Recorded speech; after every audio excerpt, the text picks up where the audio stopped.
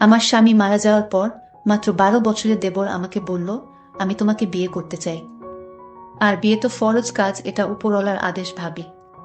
দেবর সাকিবের কথা শুনে আমি হা করে তাকিয়ে আছি। কারণ সাকিবের বয়স মাত্র 11 বছর। আর 11-12 বছরের ছেলে আমাকে বিয়ে করতে চায়, এটা অসম্ভব। কিন্তু আমি যাকে বাচ্চা ছেলে ভেবেছিলাম সে তো একটা। তাহলে ঘটনাটি বলি, মনোযোগ সহকারে শুনে নিন। আশা করি অনেক ভালো লাগবে আপনাদের। যেই সাকিব আমার দেবর, এটাই তো সেই সাকিব যে আমার চোখের দিকে তাকিয়ে কথা বলার সাহস পায়নি। অথচ আজ এই সাকিব আমাকে বিয়ের জন্য অফার করছে।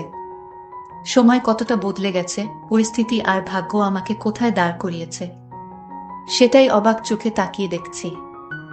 সাকিব আমার ছোট দেবর, আমার স্বামী জিসানের ছোট ভাই। আমার স্বামী জিসান স্ট্রোক করে মারা যান। আমাদের গ্রামের সরকারি হাই স্কুলে চাকরি করতেন। ঢাকা একটা ট্রেনিংয়ে যাওয়ার পথে স্ট্রোক করে 20 দিন চিকিৎসা অবস্থায় মারা যান। আমার এক ছেলে এক মেয়ে। বড় মেয়ের নাম সুমি আর ছোট ছেলের নাম সিফাত। মেয়েটার বয়স 8 বছর আর ছেলেটার 4 বছর। খুব সুখের সংসার ছিল আমাদের, সবাই মিলে কতই না ভালো ছিলাম। জিসানরা 3 ভাই 1 বোন। জিসান সবার বড় ছিল। মেজো ভাই প্রবাসে থাকে, আমার মেজো জাটা বাবার বাড়িতে থাকে। এখানে নাকি খুব অসুবিধে হয়। বিয়ের 4 মাস যেতে না যেতেই আমার মেজো দেবরকে নিয়ে আলাদা হয়ে যায়।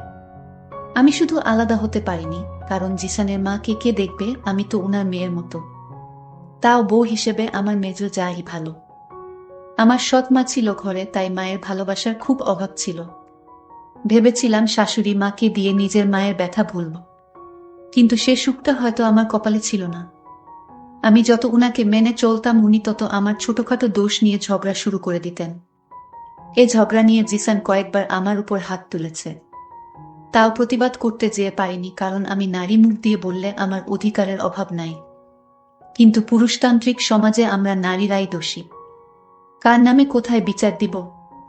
দিন শেষে এই পরিবার নিয়েই তো আমাকে থাকতে হবে, তাই কখনো প্রতিবাদ করেছি, আবার কখনো করিনি। সব মিলিয়ে আলহামদুলিল্লাহ ভালো ছিলাম। কিন্তু সবার কপালে সব সুখ সয় না, হয়তো আমার ক্ষেত্রে তাই হয়েছে। সাকিব আমার সাথে চোখ তুলে কথা বলতে পারেনি ওর ভাইয়ের ভয়ে।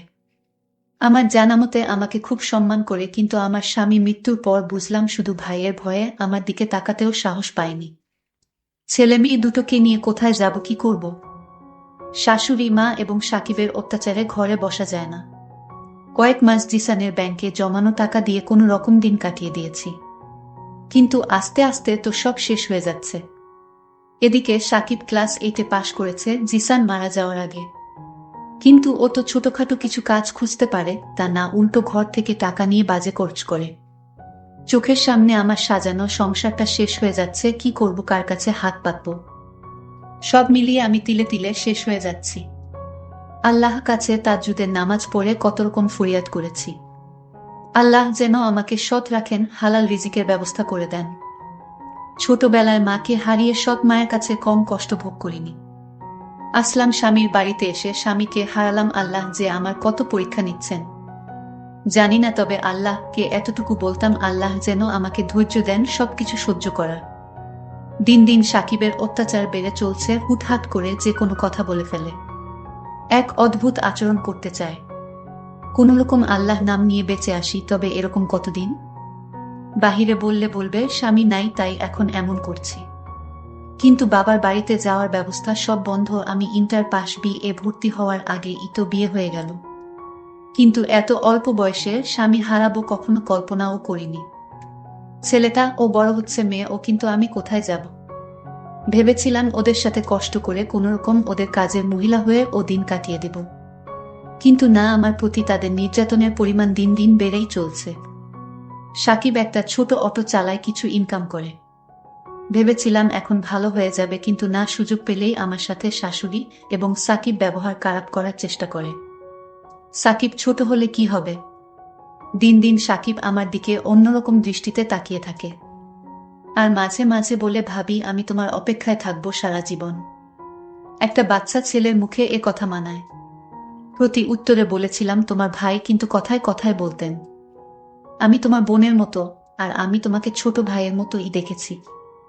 জিসান আমার হাত টেনে দুহাত ধরে বলল, আমি কখনো তোমাকে বোন ভাবিনি, বরং তোমাকে বিয়ে করে ঘর বাঁধার স্বপ্ন দেখেছি। মাত্র 11 বছরের একটা বাচ্চা ছেলের মুখে এসব কথা শোভা পায়। আমি যাকে ছোট ভাইয়ের মতো স্নেহ করি, আর সে কিনা আমাকে বিয়ে করতে চাই, খুব অদ্ভুত ব্যাপার তাই না? যখন সাকিব বলল, ভাবি যদি আমার ভাই বেঁচে থাকতো তাহলে আজ তোমার এই কষ্ট হতো না। আমি তোমার কষ্টের ভাগিদার হতে চাই। তোমার কষ্টের দিনে, সুখের দিনে আমি তোমার পাশে থাকতে চাই ভাবি।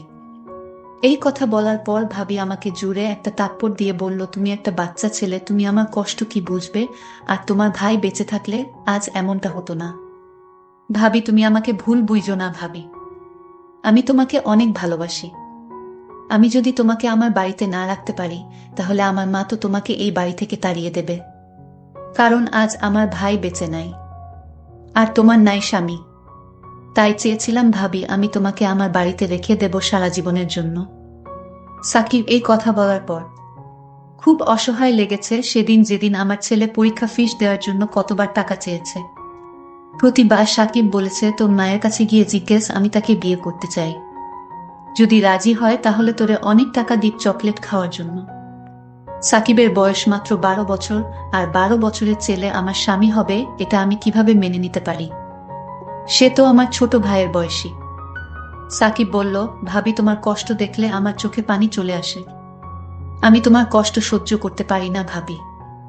আমি জানি বড় ভাইয়া মারা যাওয়ার পর তুমি আর কখনো বিয়ের পিড়িতে বসবে না।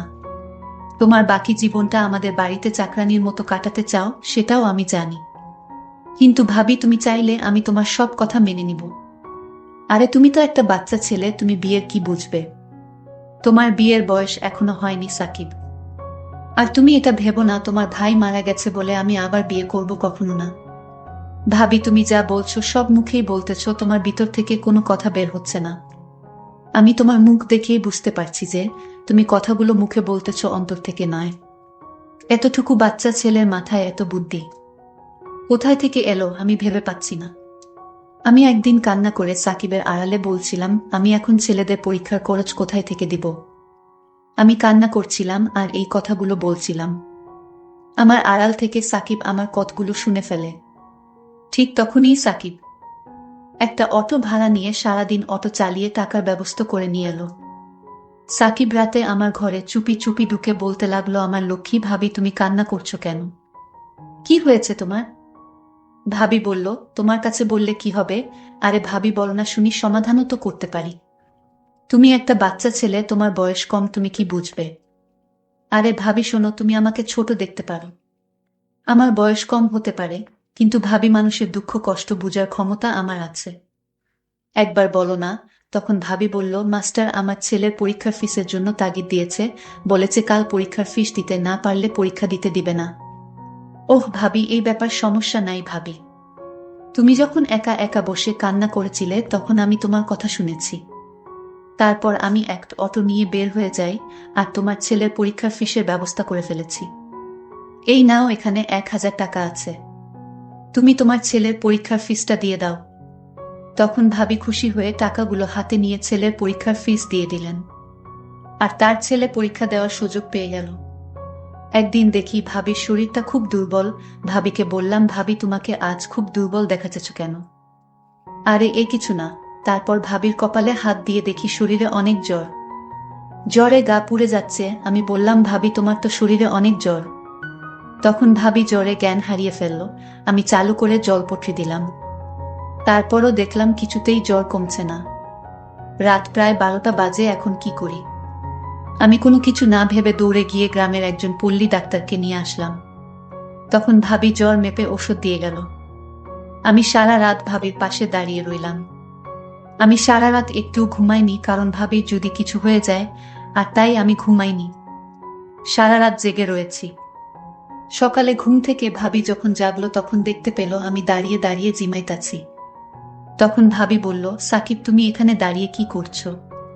তখন তার ছেলে সিফাত বলল, ছোট কাকা যদি তোমার পাশে না থাকতো তাহলে তো তুমি মারা যেতে এমন, কারণ তোমার রাতে প্রচন্ড জ্বর এসেছিল শরীরে, তারপর তোমার কপালে জলপট্রি দিয়েছে ছোট কাকা, তারপরও যখন তোমার জ্বর কিছুতেই কমছে না, তখন এই অন্ধকার রাতে তোমার জন্য ডাক্তার নিয়ে আসলো বাসায়। ডাক্তার মশাই তোমার জ্বর মেপে ওষুধ দিয়েছে, আর সেই ওষুধ তোমাকে খাওয়ানো হয়েছে। আম্মু ছোট কাকা না থাকলে আজ যে তোমার কি হতো? হয়তো আমি তোমাকে আর মা ডাকার সুযোগ পেতাম না। ছেলের মুখে এইসব কথা শোনার পর আমার চোখের জল ধরে রাখতে পারিনি। আমি তাকে জড়িয়ে ধরে হাউমাউ করে কান্না করতে লাগলাম। সাকিব, তুমি আমাকে এত ভালোবাসো কেন? ভাবি, আমার ভাইয়া মারা যাওয়ার পর তোমার কষ্ট কিছুতেই সইতে পারছিলাম না।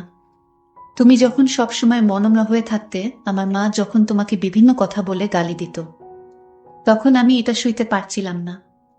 কারণ আমার ভাইয়ের আমানত আমার বাড়িতেই রেখে দিতে চেয়েছি। জানো ভাবি, আমার জন্য অনেক সুন্দরী মেয়েরা পাগল, কিন্তু আমি কাউকে ভালোবাসার অধিকার দেয়নি।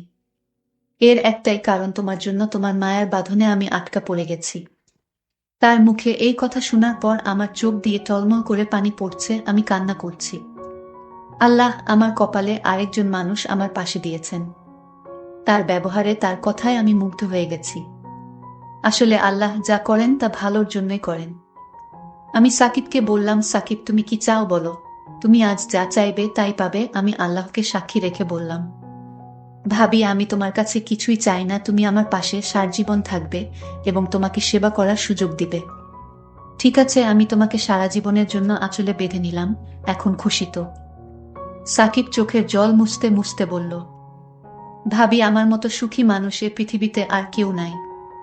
অনেক সাধনার পর তোমাকে এই বাড়িতে রেখে দিলাম সারা জীবনের জন্য, এটাই আমার সার্থকতা। সবশেষে দর্শকের উদ্দেশ্য করে একটা কথা বলতে চাই, তোমরা কখনো কম বয়সী ছেলেদের অবহেলা করো না। কারণ তাদের ভিতরে অনেক প্রতিভা, ভালোবাসা লুকিয়ে থাকে, যা কেউ জানে না। আজকের গল্পটি এখানেই শেষ করলাম। ভালো থাকবেন সবাই, ধন্যবাদ।